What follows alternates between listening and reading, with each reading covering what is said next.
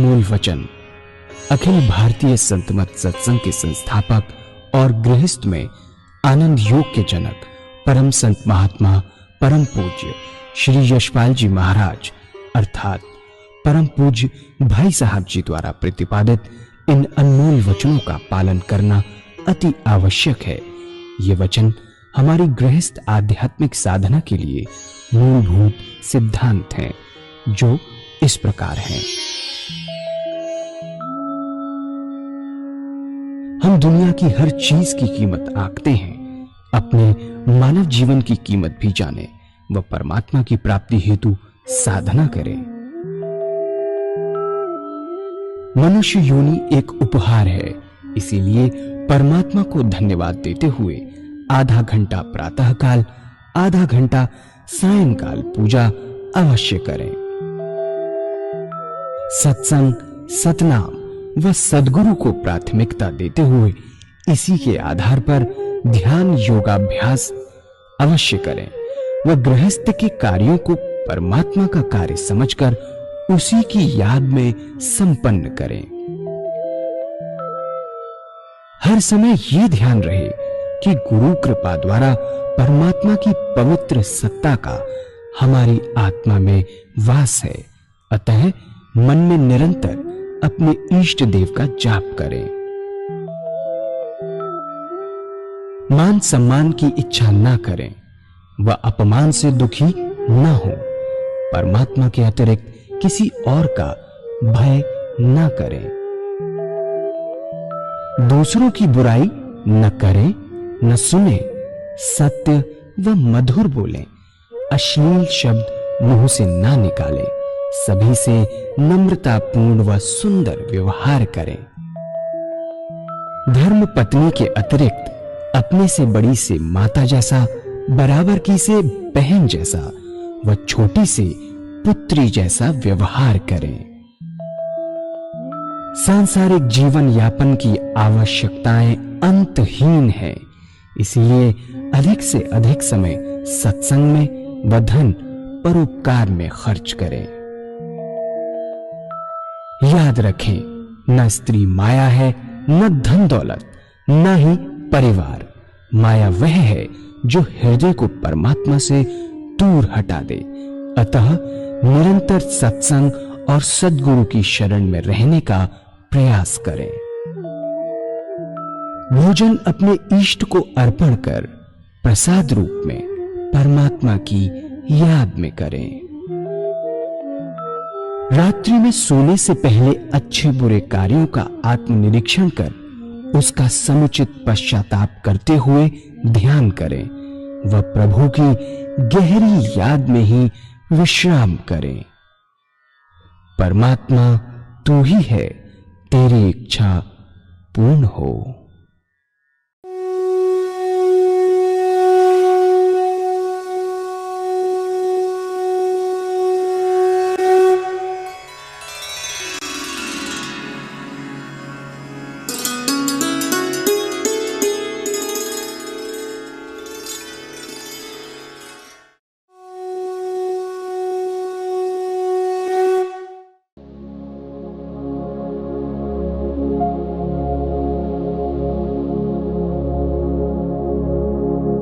जय सद्गुरुदेव जय पद शरणम श्रेयस्वरूप चरणों शरणम जय सद्गुरु। एक बार ऐसा हुआ कि सर्दी का मौसम था, कड़ाके की सर्दी पड़ रही थी। किबला साहब बहुत बढ़िया किस्म के गर्म कपड़े पहने हुए थे और क्या सूझा कि घड़े का ठंडा पानी लेकर मुंह पर छींटे मारने लगे फटाफट। पानी के छींटे से सारे कपड़े भीग रहे थे। इस समय लाला जी महाराज भी चले आ रहे थे। मौलाना साहब ने उन्हें दूर से देखा तो सोचा इस वक्त ना आए तो अच्छा है। लाला जी महाराज ने किबला साहब की ओर जरा देखा और खट से वापस लौट गए, आए नहीं। अगले रोज किबला साहब ने कहा कि मैं यही चाहता था, आपने वही किया, बहुत खूब। ऐसे आत्मा एक दूसरे के निकट आ गई थी कि वही काम होता जो उनके सदगुरु को पसंद था। उनके खिलाफ पैर भी नहीं रखते थे। ऐसे थे वे। महात्मा जी के लड़के को पले की गिल्टी निकल आई। कितना गुरु प्रेम था, कितना लगाव था। ये सोचा पता नहीं क्या हो जाए, कहीं अपने पीर के दर्शन न कर सकूं। ये तो होता ही रहेगा, जो होना था सो होगा। अपने छोटे भाई को कहा कि डॉक्टर को बुलाओ, दिखाओ और दवा दो। वो रोजाना जाया करते थे अपने गुरुदेव के दर्शन करने के लिए। उन्होंने कहा कि अभी आता हूं, और दर्शन करने चले गए। तो किबला साहब चौंक गए और पूछा सब खैरियत तो है? आपने उत्तर दिया अल्लाह का फजल है। किबला साहब ने फरमाया आप आए हैं तब हम आपके साथ चलेंगे। फिर किबला साहब आपके साथ आए, घर गए और सुबह तक गिल्टी पर हाथ रखे बैठे रहे। जब तक मैं गिल्टी बैठ नहीं गई और बुखार उतर नहीं गया। ऐसे वह सदगुरु थे, ऐसे वो शिष्य थे। दोनों की आत्मा में कितना निकटता होगी इसका अंदाजा लगाना नामुमकिन है। 1 साल बाद पूर्ण अधिकार आपने लाला जी महाराज को अता फरमाया और आज्ञा दी कि मैं चाहता हूं कि आप मेरे मिशन को दुनिया के सामने ले जाओ, पहुंचाओ। उन्होंने अपने आप इस मार्ग में धकेला जबरदस्ती। वह नहीं चाहते थे कि आप अपने पीर के सामने ऐसा करें। लाला जी महाराज में ज्ञान प्रदान था, वो ज्ञान की मूर्ति थे।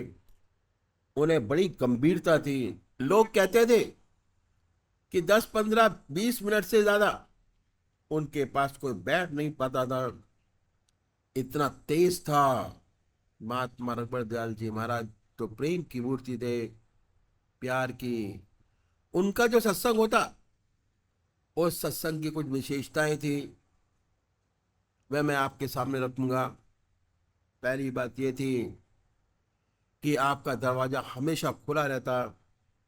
वे कहते थे कि अल्लाह का दरबार है, सब अल्लाह के बंदे हैं, हर कोई आ सकता है, अच्छा या बुरा, कैसा भी व्यक्ति क्यों ना हो, उनके लिए दरवाजा खुला रहता। बिना रोक टोक के आ सकता था। आने की कोई फीस नहीं थी, कोई सब्सक्रिप्शन नहीं था। दरवाजा 24 घंटे खुला रहता था। ये पहली बात थी। और दूसरी बात यह थी कि आप तो देख रहे हैं कि आजकल बहुत बदला हुआ समय है, ताकत है, तकिया है। उनके जमाने में कुछ भी नहीं था।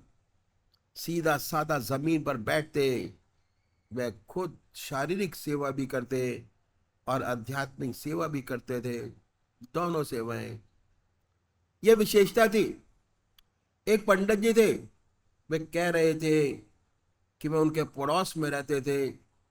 जब घरवाली गांव चली जाती तो मेरे मकान की तारी ले लेते और बहाना करते कि भाई सत्संगी भाई आते रहते हैं, उनको ठहरने में दिक्कत होती है तो उनको ठहरने में अच्छा रहेगा। लेकिन सत्संगी तो कोई आता नहीं था। क्या होता कि उनकी बहू आती, बर्तन साफ कर जाती, फर्श पर पोछा लगा जाती। जब ये शाम को आते, देखते तो दुखी हो जाते। महाराज से कहते कि महाराज हमारे झूठे बर्तन क्यों साफ कराते हैं, पाप लगाते हैं। तो कहते नहीं भाई नहीं, जैसे हमारी लड़की की बहू रानी वैसे आपकी बहू रानी। इसमें क्या बात है? इतना सेवा का भाव था। उस जमाने में कुआं था, नल तो थे नहीं। मेहमान आते, वैसे तो पानी भरने नहीं देते। जब सब सो जाते तो पानी भरकर तैयार कर देते ताकि सुबह किसी भी मेहमान को दिक्कत ना आए, आराम से पानी मिल जाए और स्नान कर सके। इतना सेवा भाव था। गाय थी। जब सब सो जाते तो सभी के गिलास उठाकर साफ करके रख देते। गाय की कुट्टी कभी सामने नहीं काटते थे, क्योंकि भाई लोग काटने नहीं देंगे। जब सब इधर आधर हो जाते तब काटते। ऐसी सुंदर भावना थी, इतनी ऊंची भावना थी। आध्यात्मिक सेवा, ये भी सेवा आपके सामने रखेंगे कि कैसी सच्ची सेवा उनसे बनी। ये तो उनका व्यवहारिक जीवन था और उन्होंने इसको कितना निभाया। सत्संग में जब 10 व्यक्ति हो गए, आने लगे, तो एक व्यक्ति सुबह उनके घर आता, पैर छूता और रात को गलत काम करता। ऐसा चलता रहा। लेकिन कुछ दिनों बाद जो सत्संगी भाई आते, उन्होंने ऑब्जेक्शन करना शुरू कर दिया कि महाराज जी, हमारे सत्संग की बहुत बदनामी हो रही है। लोग कहते हैं कि अजब महात्मा है, जो आदमी रोज गलत काम करके आता है सुबह पैर छू लेता है। ये बात इतनी आगे बढ़ी कि सत्संगी लोग कहने लगे कि महाराज, या तो हम ही लोग आएंगे या यही आएगा, या तो हमारी छुट्टी या उसकी छुट्टी। एक काम करिए, यहां तक नौबत आई। अगले रोज जब मैं आया तो महाराज जी ने बड़े जलाल आए में आए और अपनी दाढ़ी पर हाथ फेरा, कहा, मियां, वह इससे भी ज्यादा खूबसूरत है। बस यही आपने कहा, और ना मालूम उसने क्या देखा कि हमेशा के लिए उसका जीवन बदल गया। फिर उसने कदम नहीं बढ़ाया, परम भक्त बन गया। सब देखकर हैरान रह गए कि ये वे व्यक्ति है, कैसे बदल गया। तो इस बात को निभाया कि यह कोई भी व्यक्ति आ सकता है, रास्ता किसी के लिए बंद नहीं। लेकिन इससे माने ये नहीं कि हम ऐसे व्यक्ति को इनवाइट करके लाए। सोचे कि मोहल्ले में जितने भी गंदे लोग हैं, सब ले चलो सत्संग को। इसके कुछ समय पहले की बात है। जो एक भाई अब है नहीं, परमात्मा को प्यारे हो गए। सोचा कि सत्संग में आने के बाद तुमने बड़ा परिवर्तन आया। खाते भी थे, पीते भी थे, सब छूट गया, सात्विक जीवन बन गया। कहने लगे कि भाई, ये तो अच्छी जगह है, यहाँ तो आके जिंदगी बदल जाती है। उनके मोहल्ले में एक सबसे बड़ा गुंडा था।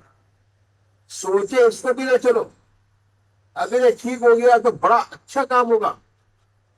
और बृहस्पतिवार के दिन सत्संग में लाकर बैठा दिया। अब उसको बैठाया कि वातावरण ही बदल गया, सत्संग का माहौल ही बदल गया। महाराज जी ने चारों तरफ देखा, निगाह दौड़ाई तो देखा कि नया आदमी बैठा है। उसकी तरफ गौर किया। सत्संग समाप्त हुआ, प्रसाद बांटा। वह तो प्रसाद देने के बाद चला गया। कुछ लोग रह गए। तो पूछा कि इसे कौन लाया था। बोले, साहब, मैं लाया हूँ। महाराज ने कहा कि अच्छा, इसमें आपने क्या खास बात देखी।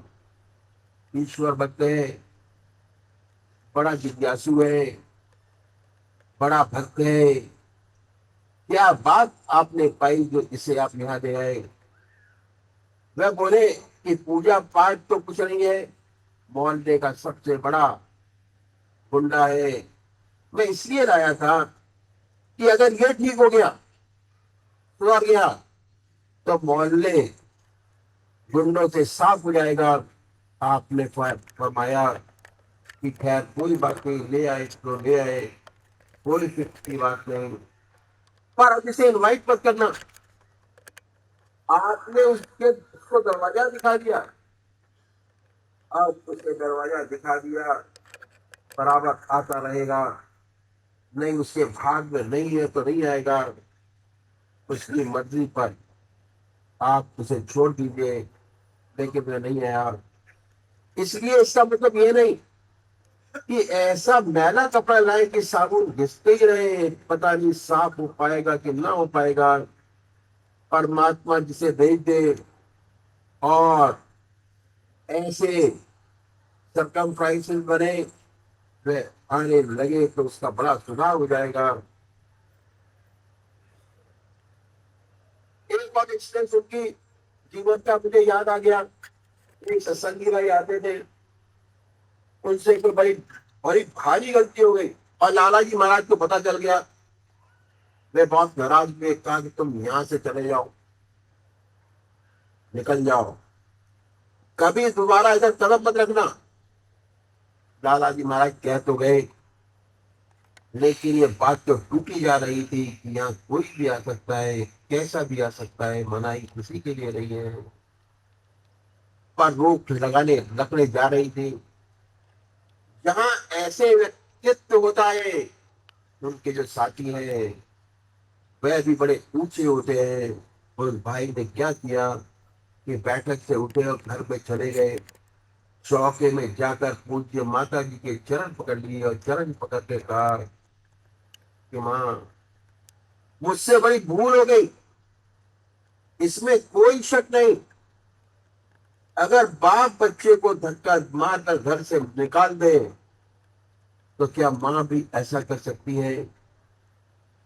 माँ ने उत्तर दिया, नहीं, तब नहीं निकलोगे, हरगिज नहीं। माँ अपने बच्चे को नहीं निकाल सकती। चौके में बैठा दिया और ये भी नहीं पूछा कि क्या हुआ। सत्संग खत्म हुआ, लाला जी महाराज घर के अंदर आए, देखा कि ये साहब चौके में विराजमान है। बोले, अरे तुम यहाँ कैसे? माँ बाहर आई और बोली कि बाप नालायक बच्चे को धक्के मार के घर से बाहर निकाल सकता है, लेकिन माँ का हृदय अपने बच्चे के साथ ऐसा नहीं होने देख सकता। यही रहेगा। लाला जी महाराज आंखों में आंसू आ गए, उन्हें होश आया, कहने लगे, देवी आज तुमने हमें भी बचाया और हमारे सत्संग को भी बचाया। ऐसा जीवन था लाला जी महाराज का एवं पूज्य माता जी का। जो लाला जी, जो लोग आपके संपर्क में आए, ये वही बता सकते हैं कि क्या अनुभव हुए। ये तो बहुत थोड़े जो सेवक को पता चल सका आपके सामने रखे। लाला जी महाराज के गिने चुने लोग को तैयार किया और ये कहते रहे कि मुझे ऐसा कोई भी नहीं मिला जिसको मैं अपनी सारी विद्या प्रदान कर सकता। बड़ा अफसोस था। कई लोगों को प्राप्ति हुई जिन्होंने बड़ा काम किया। ये जो आपको नजर आ रहा है, ये उनका लगाया हुआ पौधा है, फल फूल रहा है। कोई बहुत अभ्यास नहीं कराए, ऐसे ही सोबत में दे गए। एक भाई ने अपने जीवन की घटना सुनाई, कहने लगे कि आप किस्मत समझो कि आप बड़े भैया दत्ता जी महाराज के चरण में पहुंच गए। उनके मुकाबले का कोई महात्मा नहीं है। बहुत फॉर्चुनेट हो, भाग्यशाली हो, लेकिन याद रखना, उनके चरणों को छोड़ना मत, सब कुछ पा जाओगे। बड़े दर्द भरे दिल से ये बात कही कि महात्मा रामचंद्र जी महाराज की हमारे ऊपर बड़ी कृपा थी। हम तो उनके पड़ोस में रहते थे। उस वक्त लाहौर में पढ़ रहा था और मुझे ताश खेलने का बड़ा शौक था। ताश खेलते और छुट्टियों में जो घर आते तो लाला जी महाराज कहते कि भाई देखो, ताश नहीं खेलना चाहिए, बहुत खराब चीज है, ताश खेलना बंद कर दो। हमें समझते हैं कि हम तो लाहौर में हैं, क्या पता इन्हें। झट कहते कि ताश नहीं खेलता। ऐसे दो चार बार हुआ, फिर महात्मा जी ने कहा कि भाई ताश नहीं खेलना चाहिए। नहीं माने, कहने लगे कि नहीं खेलते। तो बोला, अच्छा इस तारीख को इनके साथ कितनी बार खेला, उस तारीख को फलाने के साथ कितना पैसा खराब किया। जब ये कहा तो उनके पैरों पर गिर गए। ऐसी उनकी हमारी ऊपर कृपा थी, लेकिन फिर भी हम उनको समझ नहीं पाए, दिल से बात कह रहे थे। एक बार का वाक्य हुआ कि उनके बहनोई रामपुर निवासी रामगंगा में, रामपुर के पास जब रामगंगा चढ़ती है तो उसमें भंवरें पड़ती हैं, और उन्होंने, उनके बहनोई साहब को तैरने का बड़ा शौक था। बारिश हुई, बड़ी बार आई हुई थी, ये अपने दोस्तों के साथ तैरने गए। उनके बहनोई तैरते तैरते एक भंवर में फंस गए। और क्या हुआ, भंवर इतनी तेज थी कि उन्हें नीचे ले जाती, कोशिश करके बाहर निकलना चाहे पर फिर नीचे चले जाते। साथी थे उनके साथ, लेकिन डर के मारे कोई उनके पास जाने की हिम्मत न करे कि वो भी भंवर में फंस जाएंगे।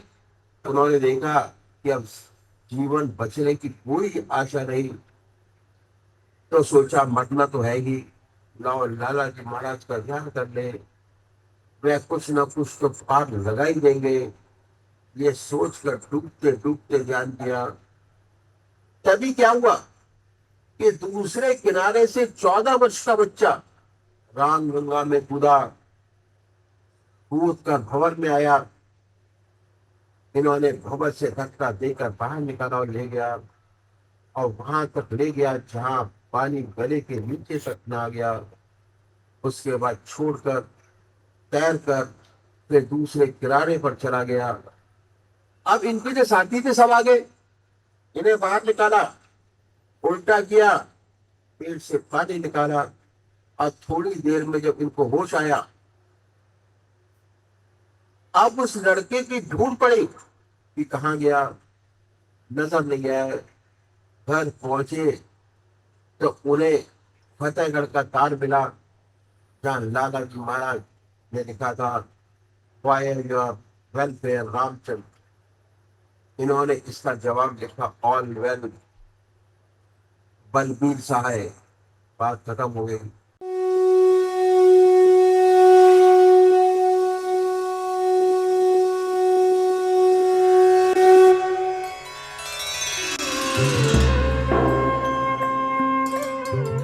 ध्यान योग के कार्यक्रम आनंद योग से निशुल्क जुड़ने के लिए संपर्क करें 9810239677।